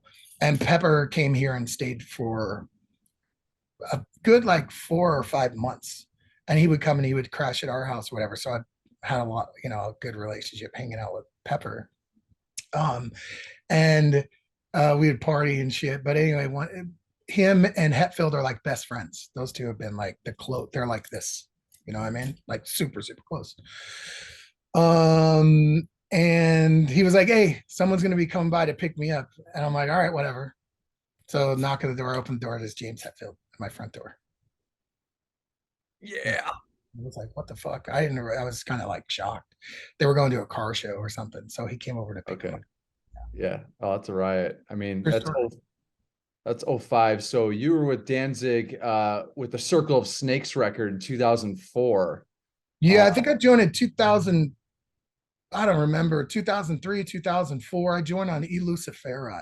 Elusiferi had came out, and then Todd and Howie had left the band. I played a little bit with Todd, and then we were kind of like integrating Tommy Victor in here and there, and then Todd would sometimes come back or whatever. But yeah, around that time. Okay. Yeah, it was '03 Summer Sanitarium. I mean, Linkin Park's Meteora, that record just turned 20, which Oh is yeah, I remember that. That was amazing. Yep. Mudvayne played on that. It was at the Deftones and all that, right? Yep. Deftones, Limp Bizkit. That I was a remember fun show. Fred had some funny words to say about Britney Spears on in between songs. And then Metallica came out. And I mean, that's how that was my kiss, Jerry. That was Linkin Park. All of a sudden I'm into this heavy music. I was bouncy, you know, and then that was my gateway into our world and the metal world. And just to see Metallica and just smash the crowd there, amazing. But then when I started to branch out, discover Black Sabbath and Pantera, I was into album artworks. I remember that Luciferi album artwork had this man on the front. It was like, you know, it was like a horror movie just looking at it was Danzig. And it was kind of funny that you joined on that tour right around the time that I was getting into this at age 15. Yeah, it was fun. It was a lot of fun. You know, I did it for a lot of years, and you know, Glenn was always good to me. We were very close friends, and you know, he's somebody that I admired and respected as a teenager. You know, I stood outside of the tour bus like any fan did, and when I was in Sacramento when I was a teen for his autograph because he was Glenn Danzig from Danzig and the Misfits. And you know, it's funny because I've become friends with John Christ. He calls me every few days. You know, we shoot the shit a lot. Um, Sevenfold, but right?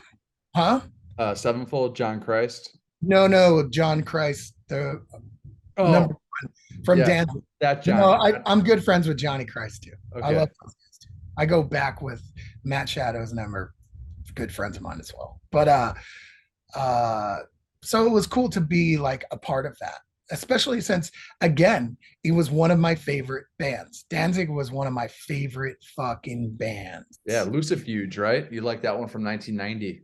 That's the one that oh yeah, Lucifuge is my favorite probably. But so to be such a massive fan of the Misfits and Danzig and then to be in the band, you know, was really cool. It was a wild fucking ride, you know, all over the world. And I would have stayed. The only reason why I left was because hell yeah. So, but I really, you know, it was a big break for me, and I value it. You know, Glenn gave me let me be a part of that, a small part. You know, I mean, that will live on forever. So I'm proud of that. You know what I'm saying? Yes, you're part of that forever legacy of Glenn Put down. Danzig, which is fucking amazing. I mean, next year is going to be 20 years since the Circle of Snakes record with Danzig, and Wow. next year, well, you look great, man. And then next year will be 20 years since Dime passed. I mean, it's really hard to believe there. So I when can't you're even believe that. Yeah, and you're stage right, playing your bass. You look to your left, you got Danzig. You look to your left and Gasoline and what have you. You know, you got fucking Dime. How Yeah. was it to be on stage with Tattooed me right there. nice? Fix that button somewhere right here. Dime. That Ding. on. Yep. Yeah, playing with Dime. If you could maybe describe the energy that he would give off, of his God-given talent on stage.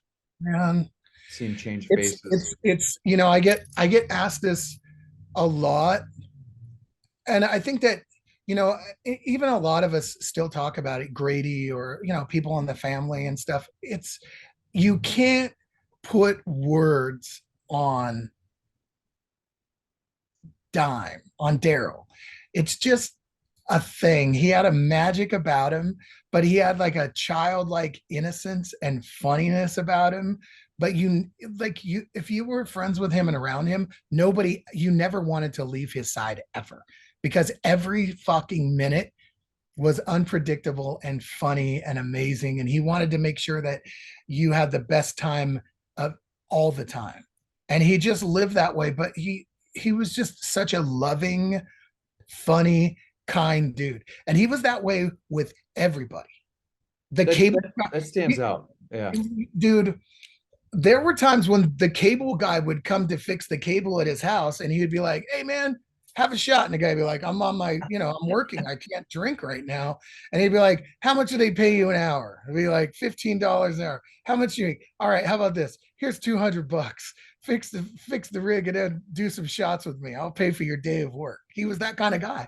Even when he died, the day of his funeral, so many people came, but there were like people that would come up to random of us and talk to us and be like, yeah, everybody had a story everywhere I would ever go. Even with Vinnie, they'd be like, "Hey man, you don't know me, but I'm this contractor. Once I went out to fix his fence, and then he da da da da da da." That's just how he was. You know what I mean?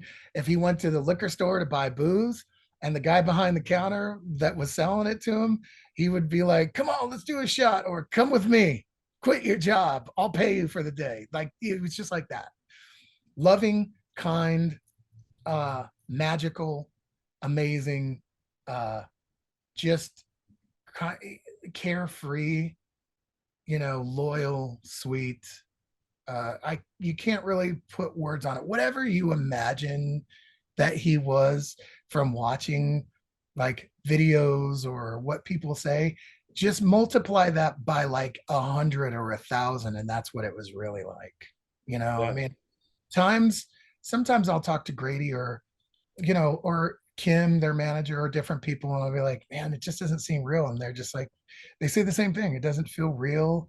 And it's like our experiences in the Pantera camp and with them are, it doesn't even seem real. It seems like it was not even reality, or that it happens sometimes, because it's so fucking over the top. You know what I mean? Just if you've seen the movie Rockstar, they're crazy. Just times all that shit by like 1,000. That's how our lives were. It was fucking crazy Yeah. all the time, like always on 100. I mean, Dime was just funny. He would like, he would call me in the middle of the night. He'd call me Deadlight. Deadlight, be like, "What's up, Dime?" And then he'd be like, "Let's do shots." And we would sit on the telephone, regular telephone, for like 6-7 hours straight, just me and him on the phone, and drink together and play music in our houses. I'm in LA and he's in Texas, and we would just be up all night drinking, just on the phone, just for the fuck of it. You know what I mean? I remember, it's a funny story. I've told it before, but we drank all night, and I'm like, "Yo, I don't have any more booze." He was like, "All right." So then, like the next day, I get this knock at my door, and it's the UPS guy. And my neighbor next door was like addicted to fucking the Home Shopping Network, and they always like would knock on my door and be like, "That apartment." And I'm like, and the guy's like, "No, it says this is addressed to Jerry Montano, aka Deadlight." And I'm like, "What?" It's this big box. So I pull out this I'm like, "What the fuck?" I look, and it says Dimebag, Dallas Tech. And I'm like, I open up the box, and it's 2 gallons of Seagram 7, and this letter that says, Deadlight, aka 911, Pedialyte. He wrote me this whole thing. But it was funny to think, because if you know him, you know how he is. Everything he does is a situation. So, uh, when he tattooed me, he dressed up like he goes full tilt. You know what I mean? He's got the apron, he's got the fucking things, he's got the gloves. He's dressed like a surgeon, you know what I mean? And he's all animated. Everything's over the top. You know what I mean? It's like dressing up for in a Halloween costume for whatever crazy dumb thing you're about to do. That's how it was, you know. So I could just imagine him being like waking up in the morning or being up all night, being like, first order of business, got to send Jerry fucking alcohol. You know what I mean? And making this whole thing out of it. So then he called me that night. Hey, Deadlight, let's do those shots, blah, blah, blah. And I'm like, all right. So that's what we would do all the time, you know, or I would, you know, he would surprise me and buy me a fucking ticket and be like, you know, it could be 5 a.m, be like, you're coming to Texas. I'll be like, what? There's a ticket. Go. Okay. And then I would just go and stay for like weeks, you know, and never want to leave. But very magical, very cool. I miss him. You know, there's so many. So, you know, still to this day, like if I see something on the internet, you know, or on YouTube about him, it still makes me I still feel emotional. You know, if I see something that's, you know, if I when I hear Cemetery Gates, the very beginning of that song, it just fucking I like tear up still. You know, he's missed, man. You know, we would just get so drunk. I would wake up and he'd be asleep on me. You know what I mean? Like passed out. And like, you know. You know, I like lived on their bus. My bunk was fucking right above Dime. You know, I'd wake up in the morning and he'd be like rolled out into the fucking into the alley in the bus, you know, with like chili beans in his fucking hair and, you know, hair up in a bun and his Kiss fucking slippers. And Did he wake up. snore? Was he a snorer? I don't remember him really being sometimes he wasn't like a hard snorer, but he would just, you know, I would be fucking passed out too, you know, and the first thing I would wake up, either like he'd be handing me a shot the second I woke up or the second we woke up, he'd be like, let's go, you know, and they always had a hotel room for me. So I would like check into my room and then he would show up knocking at the door and I'd be like, I'm not opening the door. Sorry, go away. You know, and then he would get the key from the front desk and like open the door, come in, you know. And again, it would be a whole situation. Yeah, he's all Like in. he would come in with like a room service cart. You know what I mean? Like, Yeah. come on, here we go. Oh, Like with God. 5 bottles. And I'd be like, it's just us. What are we doing? And then, you know, I remember one time he came in my room, fucking, I was like so fucking lit up and we started drinking and then he destroyed my whole room, broke all the mirrors, all the lamps, everything in the whole room was broken and destroyed in like this like Sheridan. And then he's like, all right, I'm out of here. And then he leaves. And I'm like, well, you know, walking around broken glass, just like push all the broken glass off the bed and then pass out and wake up. You know what I mean? Like it was like that, you know? Yeah, the cool thing about my podcast is, I mean, I'm never going to be able to meet Lane Staley. I'm never going to be able to meet, you know, Kurt Cobain, Cliff Burton, Yeah. Dimebag Darrell, and keeping their memories alive by talking about them. It's pretty obvious to me the influence or the impact rather that he's had on you, Jer. Yeah. Like it was, I was a fan and then I became a friend and then I became family. And it's something that I cherish forever. I mean, you know, I was close with Vinnie, very close with Vinnie as well, but I was a lot closer with Darrell, you know, for a lot of years. You know, him and I were very good friends. Uh, but yeah, you know, it's heavy stuff, you know what I mean? Like even when it happened or, you know, the funeral and the whole thing, you know, even still going there, you know, to the grave, you know, or just going to Texas in general, you know, it's a trip. He was his energy and what he was so beyond magic and so massive in so many ways, not just as a guitar player, but just as a human. If he was not the greatest guitar player in the world and you just knew him, you would be in love with him the way that he was as a person, you know. What a tribute that is to Dimebag Darrell, man. You talk about loyal and you talk about just sweet, and that's all I hear about those two brothers. They were just the nicest, most welcoming, inviting souls that still will live forever because of those kind of friendships and you know your family members with them. Obviously, I mean that's amazing. I'm gonna blast some Cemetery Gates later for Dime, and appreciate the shout out there, man. I think that's what it's all about though in the end. You know what I mean? Like Yeah. when you go, people are only going to that's what's important, man. It's like when you go, people are going to remember how you affected them. They're not going to remember like how what you did this wrong or that wrong or whatever. You know, it's the kindness things that people remember. You know, I mean, people are going to remember that time that you know, your car broke down and you had nobody else and you showed up to go help them or change their tire, or that time that they were going through something and you answered the phone, or it's those little things that matter. All the other shit in life is just stuff. All the stuff you own, stuff you don't own it. Like it's all just about how you affect other people or how you're there for them is what really matters, and that's what we all remember. I mean, it's those special moments. I think it's important that everybody, that you spread that around as much as you can. I mean? Like it's something that it doesn't cost anything, but it's those things, being there for friends or just being there for anybody. You know what I mean? If you're, you know, I'm going to Target and there's somebody like, with a sign asking for money, dude, I'll give him money. I don't care if whatever, but that person, it means something. You know what I mean? Like there were times in my life when I had nothing, or something like a dollar mattered, or somebody answering the phone or showing up for me that I remember forever. So I think it's important to always kind of like, extend that out when you can. You know what I Yep. mean? Damn right. The Rock always, my favorite quote of all time, it's really guided me. It's nice to be important. It's more important to be nice. So amen to that, man. And with Vinnie Paul, while we're talking about the Darrell brothers, you got to appear on HELLYEAH's debut record. I was just jamming it in the shower here before I was getting ready to have a chat with you. And God, man, I haven't listened to that record and it's been too long. Waging War, the opening First song we wrote.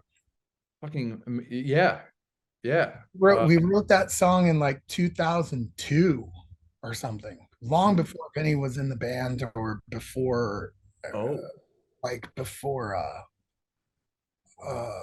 long before we even did it. Because originally we were on tour together with Disturbed, with Nothingface, and we were out with Mudvayne, and Chad was like Tom and I's like best friend. We had like, it was like in our band in Mudvayne, Chad drank, the other guys didn't. Tom and I and Tommy Sickles drank, and then our singer didn't. So we were like this all the time. So Chad just wanted to live with us. We wanted to live with Chad, type of thing. And we were in New Orleans on Bourbon Street, and we were all hanging out getting fucked up. And I said, you know what? Fuck both of our bands. Let's just start our own fucking band. And then no one could tell us what to do. I'm like, we could just start our own fucking band. Fuck it. And they were like, yeah. And I'm like, we'll call it Multiple Stab Wounds. That's what I said. So as a joke, we were like, it's Multiple Stab Wounds. And we'll just like, we'll play the fucking heaviest shit ever. And we'll just make a band so we can go on tour and get drunk together. Fuck everybody. And I'm like, yeah. So for a few years, we would like joke around, and that's like when Mudvayne's second record came out, after that. And then I was in Danzig. So we were all kind of like, in our different bands, traveling and touring, and it would be on the phone. Like, okay, I would be calling everybody going, listen, it's bullshit. We need to like do this. Like Chad's going to have to make another record soon. We got to do this now, type of thing. I was kind of like the motivation, you know what I mean? Like calling everybody, trying to make it happen. And then eventually we all got together during the making of Skeletons and recorded Waging War with our drummer from Nothingface, Tommy Sickles. And then Chad was like, look, I think it's great. Sickles is killer, but this is just Nothingface with me singing. We need to get a different drummer. So I was like, okay. So he wanted Morgan Rose, and then Morgan had a bunch of shit to do. And then the band was kind of like, nothing was happening. And I was like, dude, we got to do something. Fuck this. I want to do this band. So it was me calling everybody. And so I started calling Vinny. Chad didn't know Vinny at all. Tom knew him, like from us touring, but I knew him like a lot closer, you know. So I started calling him, asking him to join the band, and he didn't want to at first. You know, he was really against it because he just didn't want to play without Darrell, which I understand. And then finally, after a few phone calls of him saying no, all of a sudden one night my phone rang and it was him. And he was like, Deadlight. And I'm like, Vinnie Paul, what's up? He's like, tell those motherfuckers, let's do this shit. Come to Texas. And that was it. We just did it, you know. You Oh, we all imitate those brothers really well. You got your Texas accent down, man. spent so much time with those boys. But you know, and the rest is history, you know. Yeah. Yeah, that's the rhythm section right there. You got Jerry Montano, Vinnie Paul. I just think his face when he's playing the drums, just the, you know, the fucking, and those heavy ass just walk and everything. Tom Maxwell, my favorite guitar player. You know, one of my best friends. Just talked with him this morning. Sweet. Fucking, you know. And then we were like, we need another guitar player. So then I'm friends with Tim Mahoney from 311. And he's a good buddy of mine for many, many years. So I called up Tim and I'm like, yo, I got this band with a singer from Mudvayne and the drummer from Pantera and my guitar player from Nothingface. Tom, do you want to join our band? And he was like, fuck, I'm down. And so I called them. I'm like, dude, how cool is this? Fucking Vinnie Paul from Pantera, Chad from Mudvayne, us from Nothingface and Danzig, and Tim from 311, who's like a metal dude who's fucking shredding guitar player. And everybody was down. And then Chad had called like a month or two later and said, listen, it'd be a lot easier if we have Greg instead, because Greg's like the main other writer for Mudvayne. And if we let Greg be in the band, then it'll be easier for me to put Mudvayne on the back burner for a little bit of time for us to do this. So we're like, okay, cool. That was it. You know. Yeah. Yeah. For those who have not checked it out. You know, What's that? we already knew Greg from touring and shit and got along with him. So we're like, all right, cool, fucking whatever, you know. And Tim was like, oh, that's cool, you know. Yeah. Killer super group right there. Hell yeah. Fuck yeah, man. And with Hell Yeah, you've been in so many bands, Jer. You've worked with so many people. Is there a band or maybe a collection of individuals that you just felt at home with, that you just felt maybe a little more? I probably felt the most at home playing with the brothers or playing in Hell Yeah, and Nothingface, you know what I mean? Because it's probably because it was all attached to Tom. Because Tom's been my best friend for 30 years, you know, like my closest best friend of all time. You know, he's like my musical soulmate, my, you know, not just music, we're just family. He's like my closest of all closest. You know what I mean? So whenever him and I have done things together, you know, that's a thing. And that's why we're still kind of throwing the ideas of and music around and stuff, because we're kind of like, we're getting older, but we'd like to still do something, you know, one more time before. Sure. You know, I was trying to get Nothingface back together and I kind of talked everybody into it. And then Matt was having such a hard time and then he passed away. And that kind of put the nail in the coffin for that. You know, there's no Nothingface without Matt. So may I ask what happened with Hell Yeah? Yeah. Yeah, with your You know, participation. it's funny, big. So there was like a whole bunch of controversy about it, which was really fucked up at the time because, you know, when I left the band, a bunch of crazy shit happened at the record release party. I've never even talked about this before, but so we all got fucked up and drunk, and I had a girlfriend at the time, and she was a little on the crazy side. And she got into it with another, you know, some of the strippers at the party, and she ended up throwing a drink in a girl's face, blah, blah, blah. And then it turned into like this bigger commotion. And I was like, fuck this, I'm leaving. So when I was about to walk out and leave, she left in the back room with the strippers and I followed her into the back room, but we had hired security that aren't the regular security guards for the clubhouse. So when I walked through the back, no one's allowed back there, and they fucking grabbed me and fucking threw me. I'm like, yo, you know, I'm like yelling at him, trying to get like, fuck you, you know, who the fuck are you? And they like fucking pinned me down on the ground. So I got up and I was fucking pissed. So I'm like, fuck this, I'm leaving. So I left. I went back to Vinnie's house where I was staying in a room, and their old bodyguard who was like 86 blackballed from the whole thing. I ended up making peace between Vinnie and him again, and he was allowed to come around. When he came back, Vinnie was already passed out drunk, but when he came back, he came in my room and got in my face. He's 6'8", right?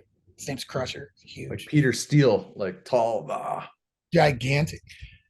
Fighter guy. You know what I mean? He came and he got in my face like, motherfucker, you fucked up. I'm like, fuck you. Get out of my face type thing, you know?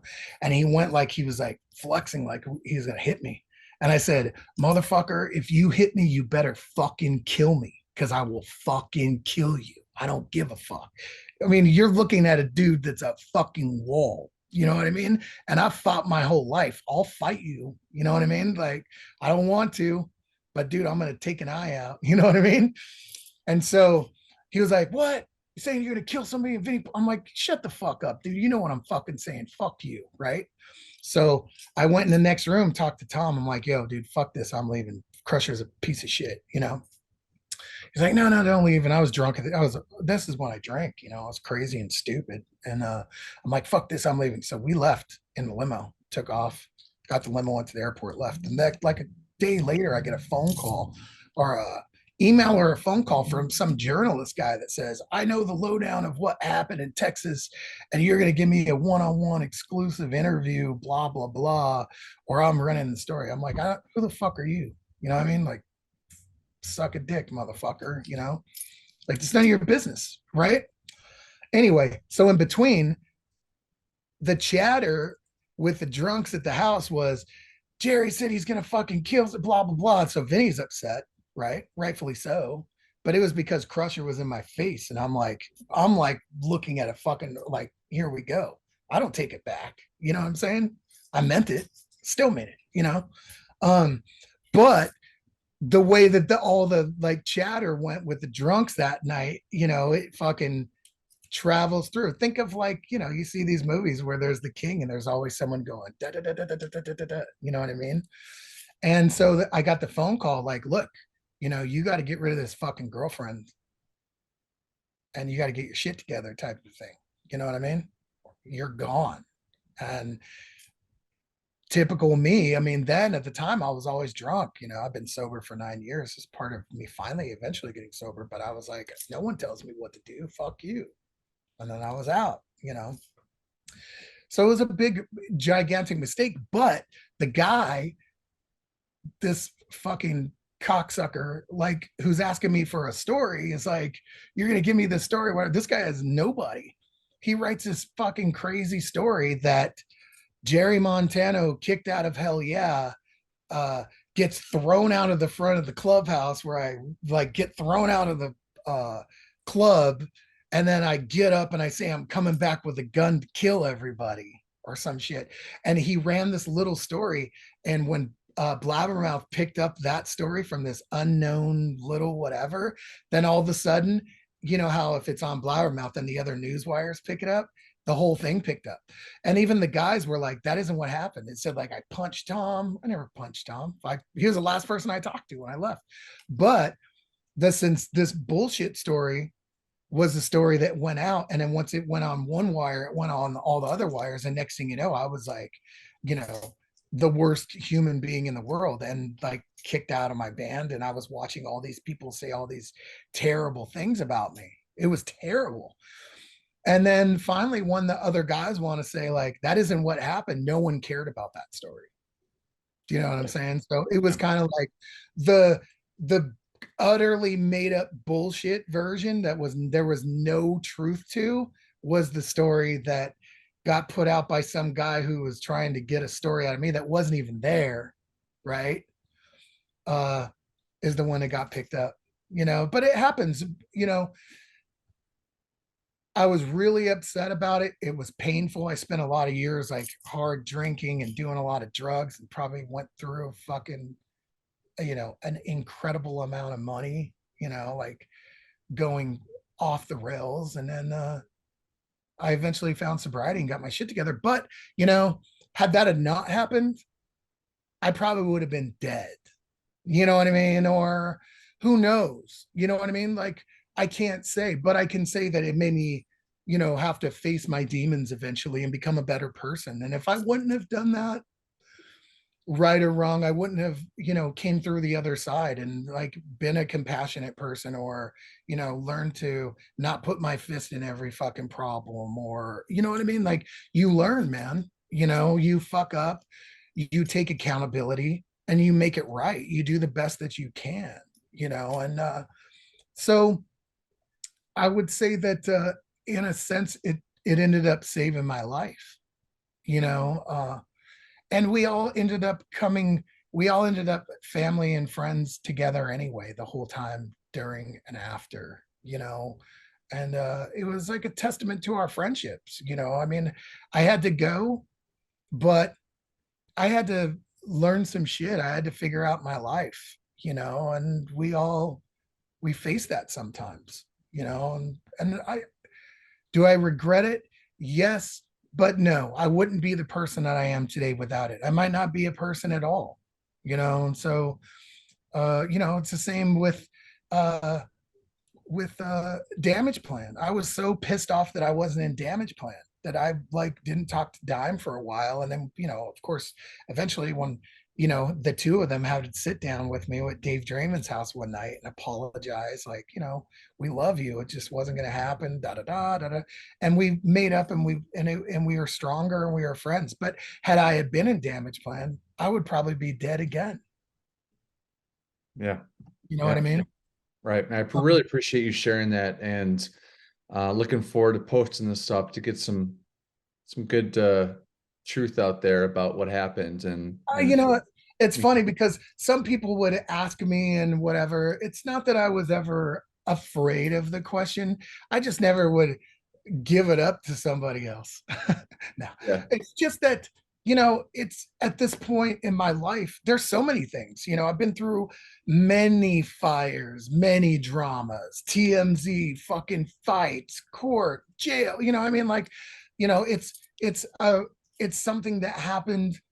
Had it not happened, I wouldn't, again, I couldn't be the person that I am now. You know, I had to like learn, I always had to learn the hard way.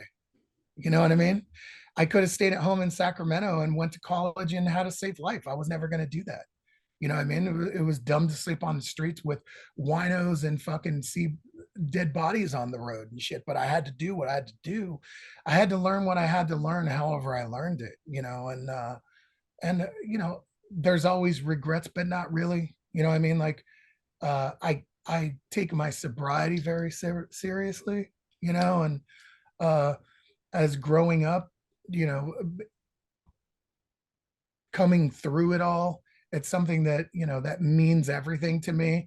And my scars and the shit that I went through, or things that I did to other people, or wrongs that I did, I try to do my best to make right. And you know, try to be a compassionate person. You know what I mean? Like, that's why whenever I see somebody going through something, I understand where they're coming from because I've been through it. And I understand what it's like to be public enemy number one and like hated, or the villain, or as a kid bullied or pressured. You know what I mean? There are life experiences. Some I reacted better to, some I didn't. You know, I don't. You know, it's all part of the journey. You know what I'm so saying? it Like, makes, that's yeah, it. I mean, and again, it's not what you do, it's how you deal with it and how you come out of it and the person you become. You know, a good friend of mine once said to me, he was like, dude, you know, I didn't think you were going to really stay sober and keep your shit together. You know, I'm proud of you. And at this time, it'd probably been like 6, 7 years or something. Now it's almost 10. But he was like, you know, dude, he was like, I'll tell you, it's really, really easy to be a piece of shit. It's the easiest thing you can do.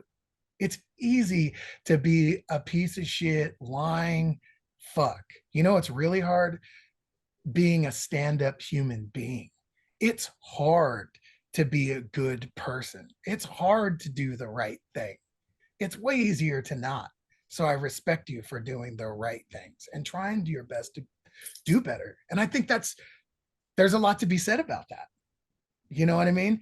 It isn't always easy to be good or do the right thing. It's just not. Life just isn't made that way. You know what I mean? It's a lot easier to steal something than it is to work your ass off to buy it. But it means a lot more to you when you worked for it. Shows a lot of character of you sharing that. I mean, for me, and me and you, we just met, having now an hour and a half into having a conversation, and you giving me the time and you sharing that with me. I really appreciate that. And congratulations on almost Thank 10 you years so of much. sobriety, my friend. Yeah, crazy. Yeah, it's awesome. Awesome shit. Just Never to thought I'd be alive or a dad or any of these things. So it's all uh it's all a bonus. Yep. It makes you who you are today. And that is I've really enjoyed our chat. Just to switch gears here a little bit, just a few more questions here before we part ways. I am with the American Foundation for Suicide Prevention, and for every new subscriber, if you've enjoyed our chat or found a little value, a little subscribe or like is really appreciated, because for every new subscribe, I donate $10 to my own personal campaign, which just passed over $6,000. And it goes research and the help to those who have none. It's a very powerful thing. So I ask you, Jerry, has suicide or depression, how has it personally impacted your life, especially in your crazy ass business where, substance abuse and Taylor Hawkins, RIP, and, these guys, Chester Bennington and Chris Cornell, if you care to share anything about that. Yeah, I mean, there's a lot of I think we're all faced with it. You know what I mean? Whether it's somebody in your family or a friend or yourself, you know what I mean? It's it's hard to be alive. You know what I mean? We all go through it. So first of all, I commend you for doing that. Any service to other people is awesome. You know what I mean? Like I love that. Like I think that's beautiful. We've had a nonprofit from when Duke overdosed and died for people, getting them back on their feet, bridging the gap. Uh, Anything that helps other people and also bring awareness to certain things, or not just certain things, a lot of things. Uh, Substance abuse, depression. I mean, we all have it. The funny thing is like, in this day and time, it's like Instagram is so big. Everybody's seeing everybody's highlight reel of their life. And everybody thinks that everybody's just has the most perfect everything. Everybody wants to be famous. Everybody wants a click or a like. And, it's kind of sad in a way because, there's a lot of people that they live staring at their phone and watching these things. And they're like, why isn't my life like that? But the truth is, no one's fucking life is like that. You know what I mean? You look at my Instagram photos, there's pictures of me in front of fucking 15,000 people. Ah, yeah, fucking rad. I want his job. I want to be him. But you know what, dude? I take out the garbage. I spend fucking 12 hours at the airport. I'm exhausted. You know what I mean? I just want to be home. You want to it's not all that. Life is real. And more than ever, everybody's highlight reel, it's like that it's all perfect.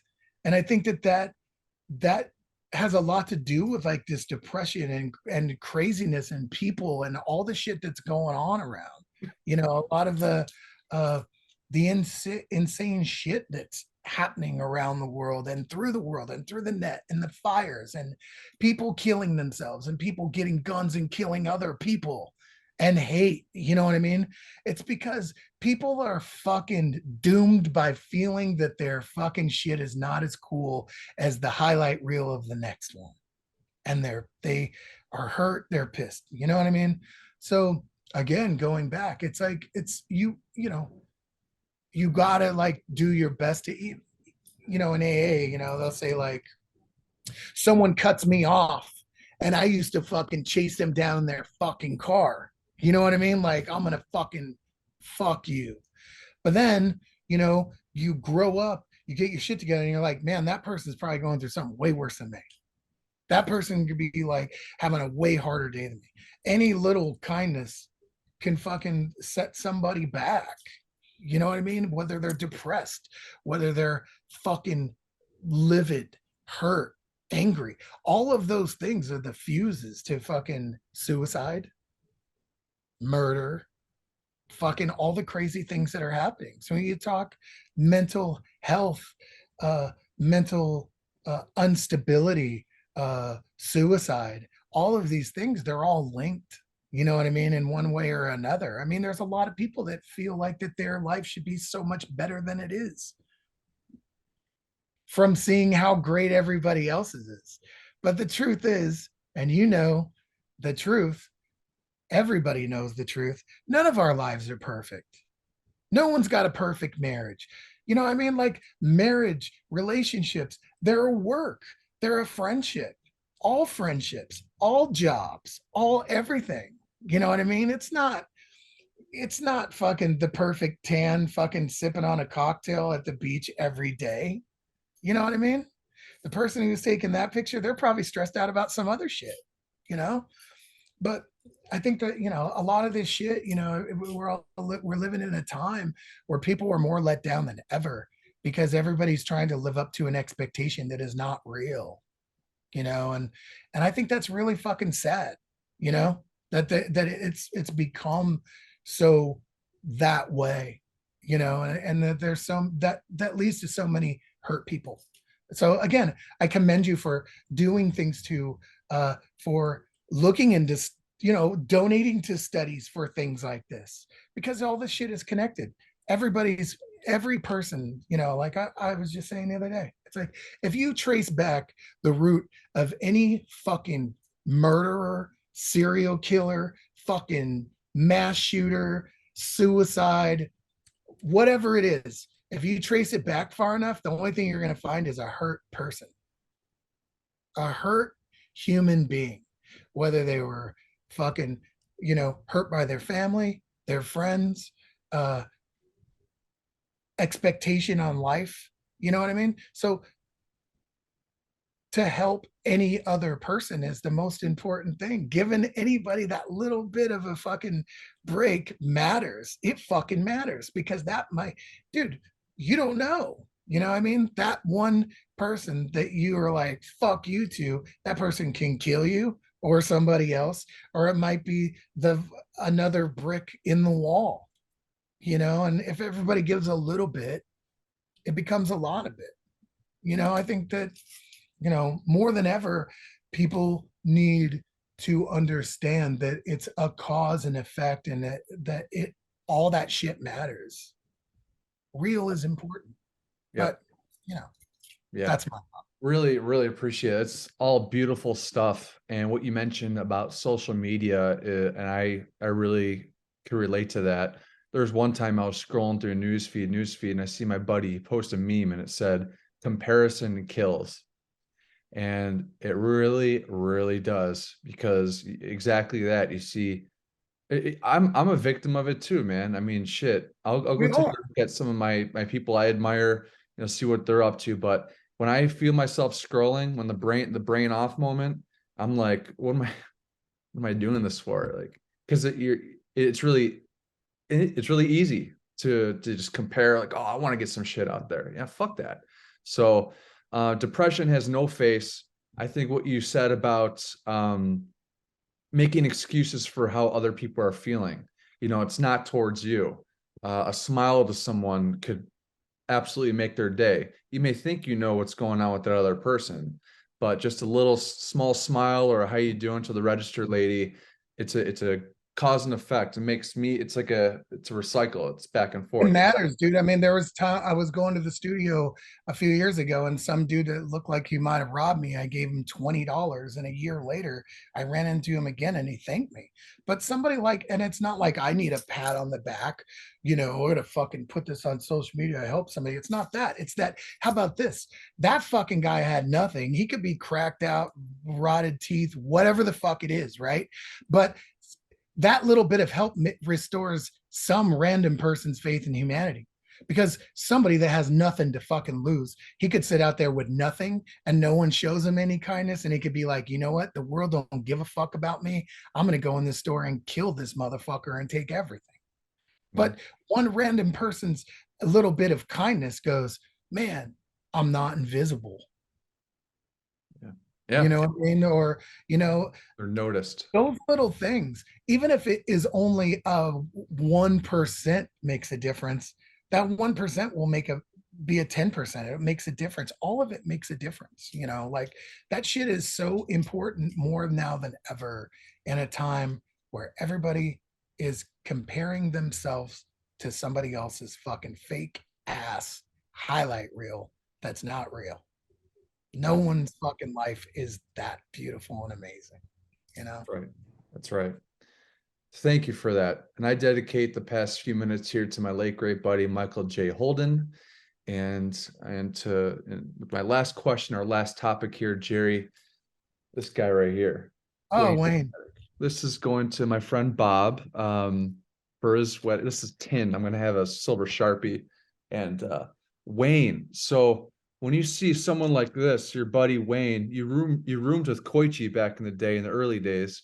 Is there Oh, anything you'd like to Koichi just moved out of my house fucking like 2 years ago. get out of here? Really? Yeah, Koichi was he was going through some life changes, and I let him live with me for, I don't know, he lived with me for like 4 or 5 years just recently. Uh Nicest guy, sweetheart, gentle, very polite, super talented. And he never even fucking told me that they were doing Static X, and he lived in fucking 10 feet away from me. I'm like, dude, you didn't even tell me. He's like, oh, yes, we are. I'm like, um, but it's funny because we all, you know, we're all tight. We all go back so far, you know. Actually, the funny thing is that I got Wayne and Ken their very first show in LA. I met them when they first moved from where are they from? Minneapolis, I think, something like that, right? Minnesota, Wisconsin? I don't know. Yeah, Midwest. wherever they had just moved here, and I was working at a punk rock bar, and I met them, and I was like, we would have shows, and I'm like, hey, my buddies want a show.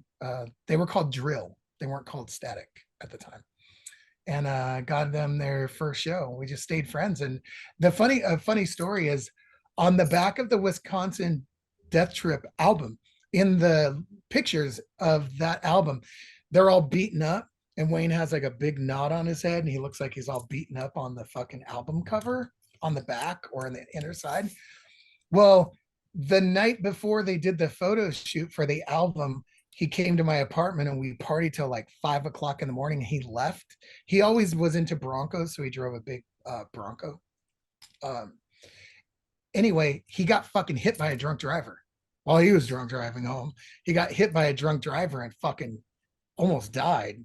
And fucking, he was all beaten up from the car crash, and they just did their makeup all fucked up, and that's the liner photos from the No way. Oh, damn.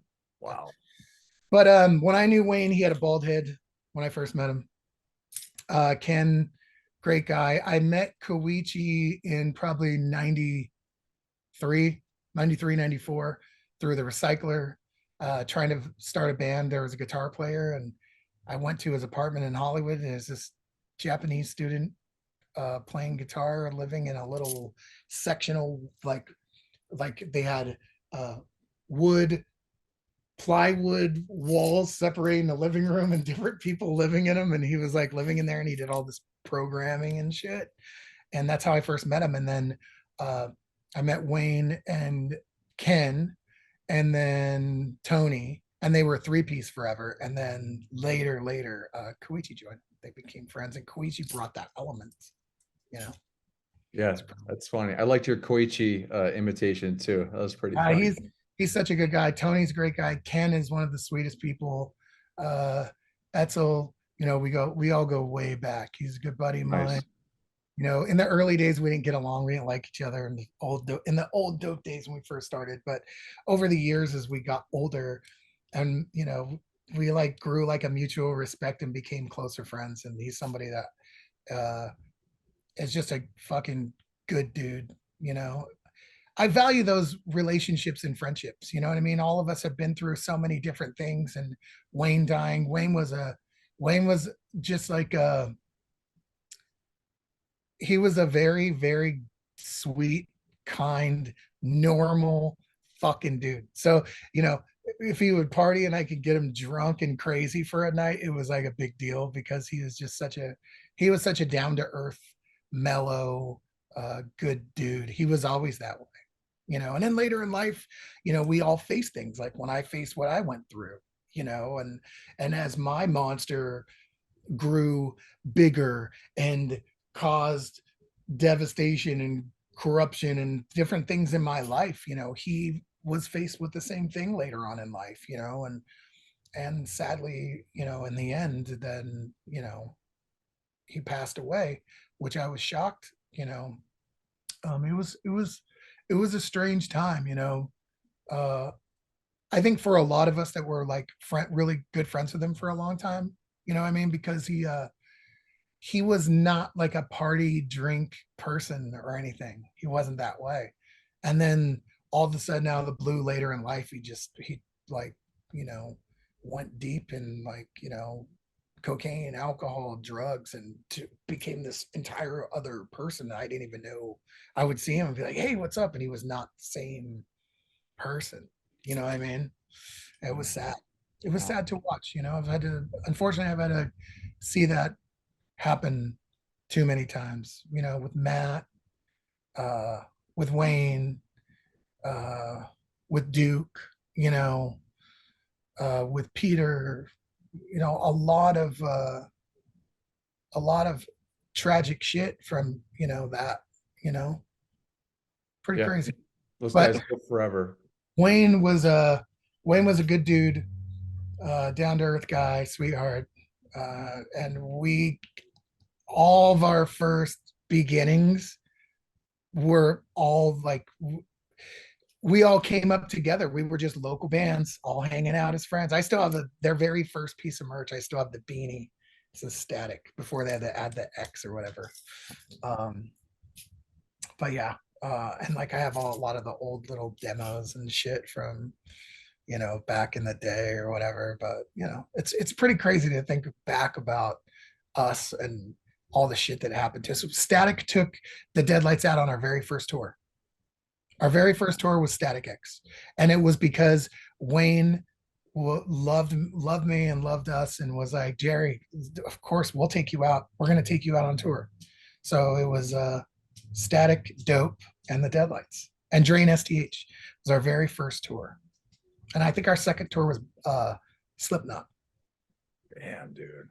With That is Biohazard.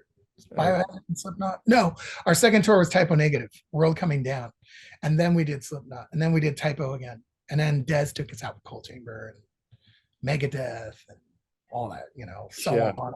So on, Well, you know.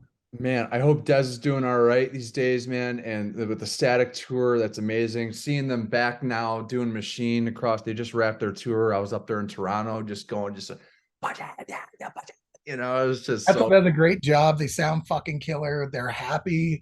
You know, they seem to be just having a great time. They're all good people, so it doesn't surprise me, you know, that they're just like doing it. It's cool to see the resurgence of that type of music. You know, I just wish that I could be a part of it still. You know, I wish that Duke was still here. I wish that Matt was still here so we could, you know, do some of those bands again, you know. Man, you got your solo stuff that you're working on. Cannot wait to hear it. Buffalo You New York. too.